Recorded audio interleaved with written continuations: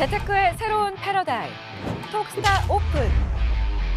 주식, 해외 선물, 가상화폐까지 모든 투자를 한눈에. 톡스타 이용 방법이 궁금하다면 검색창에 톡스타를 검색, 톡스타 홈페이지에 접속. 회원 가입 후 원하는 스타를 선택하면 준비 끝! 언제 어디서든 원하는 정보를 무료로 상담받으세요. 생활 속의 재테크 톡스타. 지금 바로 접속하세요. 어떤 내용으로 어떤 코멘트를 가지고 나오시는지 한번 들어볼게요. 우리 먼저 해양스타님, 역시 또 나스닥이 가장 잘 보인다고 하셨는데, 나스닥 과연 어떻게 좀 해야 될까요? 지금 FOMC 회의까지도 이번에 껴있는데 어떤 스타일로 좀 접근하고 투자 전략을 세우면 좋을지 한번 말씀 한번 부탁드립니다.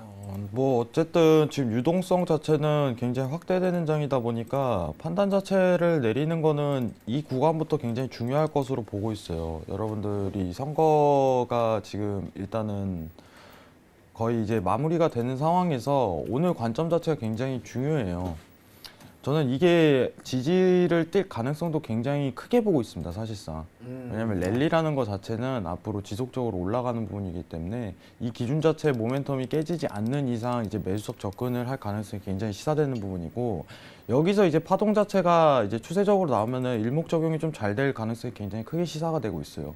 시황적으로 접근을 하자면은 공화당, 뭐 어떻게 보면 상대적인 민주당에 대해서 승리를 거둔 상황이고, 앞으로 기조 자체를 트럼프가 원하는 대로 유지할 수 있을 것이다, 이렇게 좀 판단하는데, 여러분들이 아셔야 되는 게 이제 트럼프가 원하는 거는 이제 미 증시에 대한 지속적인 고가 갱신과 달러에 대한 약세장이에요. 네, 그렇죠. 네.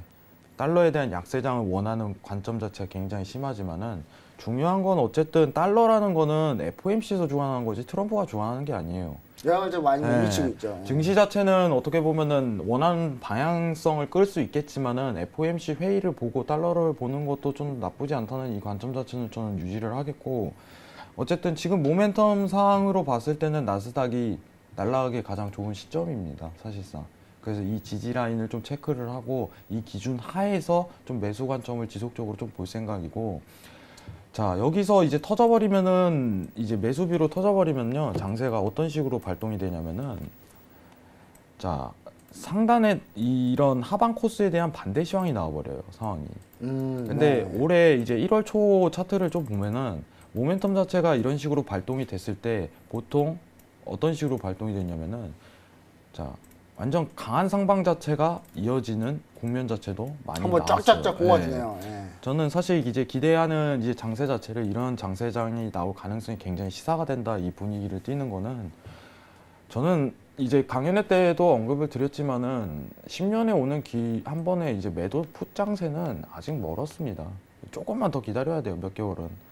그래서 이 랠리, 몬스터 랠리가 이어질 거라고 좀 더 추가적으로 발언을 하는 거고, 어떠한 기준이라든가 하방에 대한 완전한 지지가 밀리기 전까지는 저는 그런 판단을 안 합니다.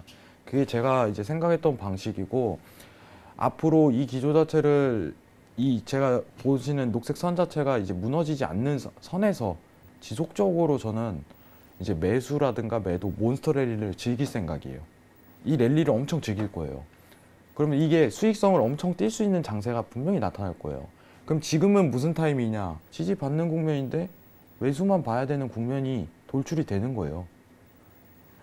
그래서 제가 강조한 것도 한 2주 전부터 지속적으로 얘기했던 것도, 매도뷰가 이만큼 내려왔음에도 불구하고 여러분들 이제는 여기서 지지받고 올라갈 것입니다, 이걸 계속적으로 강조한 게, 아직은 그 현상 자체가 나타나질 않았어요. 근데 공화당까지 이겨버렸네. 그러면은 이제 이번 연도 초죠? 네. 그런 랠리가 이어질 수 있다는 충분한 가능성이 내포되는 거예요.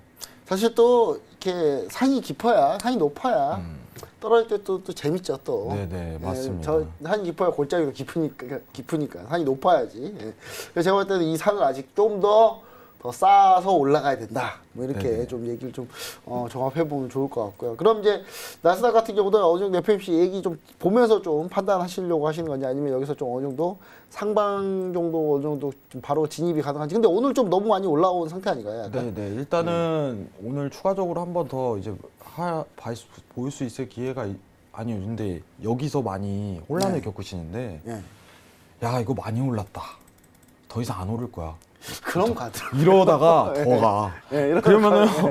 왜 그러냐면 이거는 고점을 예상하면 안 돼요. 아니 제가 볼 때 그러다 네. 더 오르잖아요. 그럼 이제 그때부터는 내 뷰는 매수인데 매도 생각을 하고 주문은 매도를 놔요. 주문은 그렇게 하면 안 돼요. 이게 여러분들 약간 그러면 이렇게 꼬입니다. 약간 꼬이죠. 예, 그래서 오늘 많이 올랐다라는 것도 한번 좀 왜냐하면 솔직히 아직 장이 개장을 안 했습니다. 미국이. 미장도 개장 안 했어요. 예, 심지어. 개장했을 때 어떻게 될지 모른다는 거죠. 또. 그죠, 그죠. 그렇기 때문에 리스크 관리하면서 저는 매매를 굉장히 하는 스타일이라 이제 손절폭에 대한 딱 범위를 확실하게 지정을 해요.